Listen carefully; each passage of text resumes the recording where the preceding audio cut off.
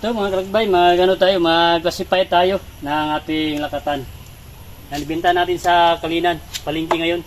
Hapon na. Mag-uwi tayo sa downtown. Yan, salamat kay Mrs. sa support niya dito sa farming. Yan, tuloy pa rin ang natin. Harvest natin ng binangay, yung kagandahan. Tuloy pa yung yung pagtibaan natin mga kalakbay. Ayun, wala nang nakapasok sa area natin. Dahil pinabantayan na natin yung area natin. Meron na tayo na ginapamonitor dito kasi may pumasok dito sa area natin eh. Ninakaw yung natin mga kalakbay, yung mower natin at saka yung gas cutter natin o mower. Yung pa naman sana yung partner natin sa bukid, sa farming. Ninakaw nila. Hindi sila naawa sa atin. Sige lang, Diyos na lang yung bahala sa kanila.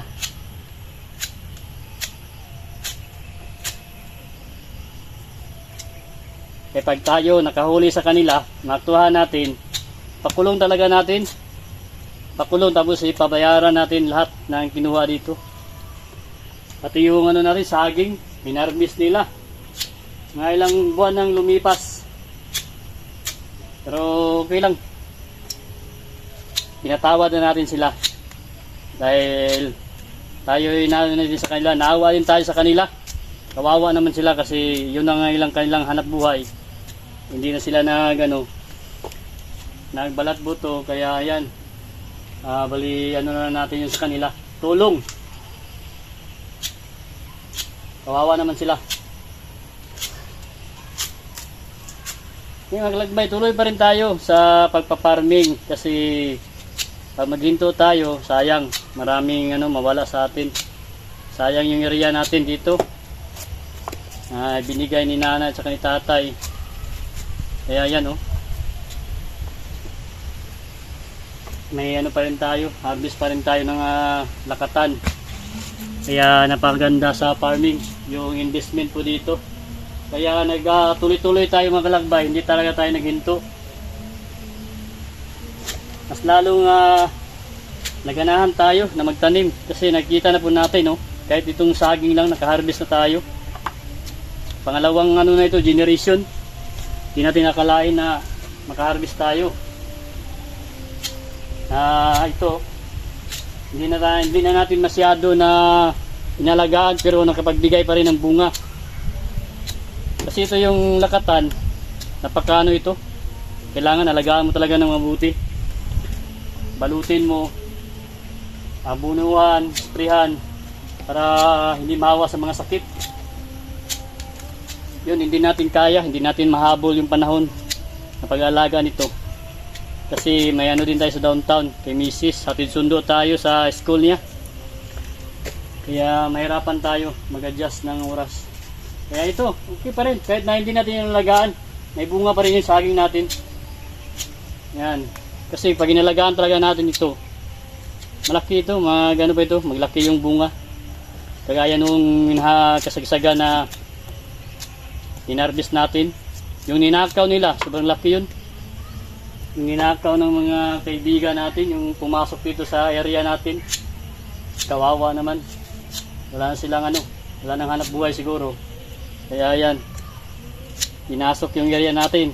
Mabuti lang, hindi natin nahuli. Pag nahuli natin, ay talagang natin, pusasan, pakulong talaga natin, pakulong, tapos pabayaran natin. Yun po yung natin. Yun po yung gawin natin para at least madala na. Kasi itong natin, pagpaparming natin, puhunan talaga nito mga lagbay, puhunan, hirap, pagod.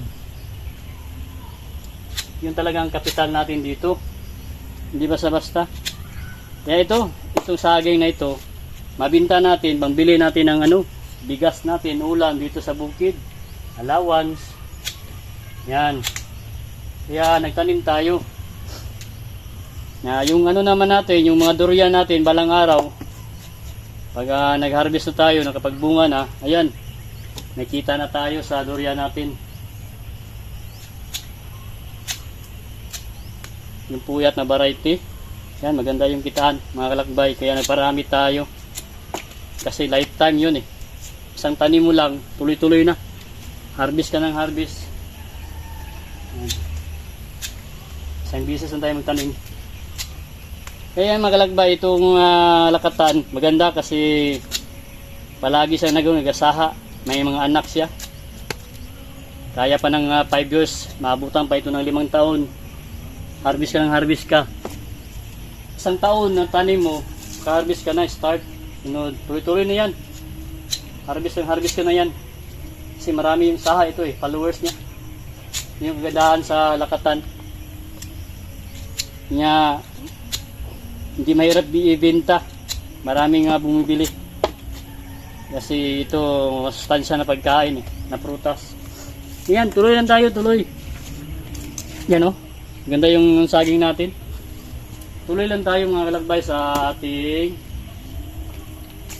pagpaparming. Nasalamat kay Mrs. na supportive natin asawa. Salamat din sa ating mahal na Panginoon, binigyan tayo ng malakas na pangatawan. Hindi tayo pinabayaan dito sa ating area. Yan tuloy lang. Harvest pa rin tayo. Mag-uwi tayo ngayon kasi hapon na. Pumunta pa tayo sa palengke, magbinta pa tayo ng saging. Yan, ito yung buhay natin, farming. May binta tayo, may mabili tayo ng natin, pangangailangan. Yung pang-allowance natin dito.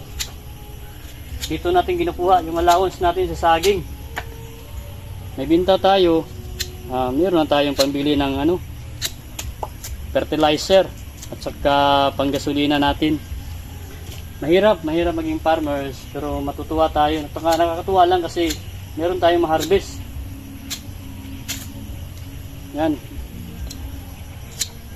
Lifetime income yung farming.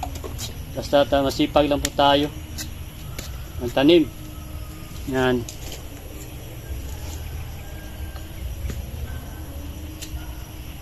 Hapon na. Parang na. Medyo makulimlim na yung panahon. Kaya yan, madali tayo mga kalakbay kasi mag-uwi pa tayo ng downtown. Binta muna natin sa palengke. Ayan, tuloy pa rin ang harvest natin, no? May saging pa rin tayo mga kalakbay. Ayan maganda pa rin tuloy pa rin yung natin, harvest. Yan, lakatan, banana farming. Ayan, ganda ng natin, saging. Yan, maganda ito pang intercropping natin sa mga tanim natin na meron tayong durian. Habang wala pa tayo durian, meron tayong ma-harvest ito. Ito na yung resulta. May tanim tayo ng saging kasi may durian tayo. 4 to 5 years pa mamunga yung durian natin. Kaya ito, nag-harvest tayo ng saging. Malaking tulong na rin ito sa atin. Yan, masaya na tayo kasi yan, tuloy pa rin yung natin harvest. Yan.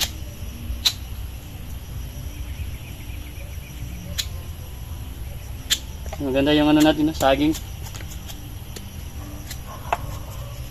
Yan.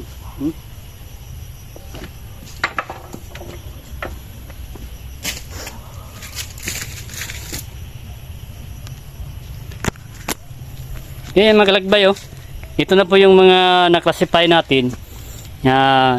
Katamtama lang yung natin, saging, kalaki. At least pwede na ito pang ibenta natin. Yan, at pa tayo, mag-classify. Bali, ito na lang yung natin mga kalakbay, yung natin na-update sa ating lakatan. At maraming salamat po sa inyo suporta dito sa ating pagpaparming.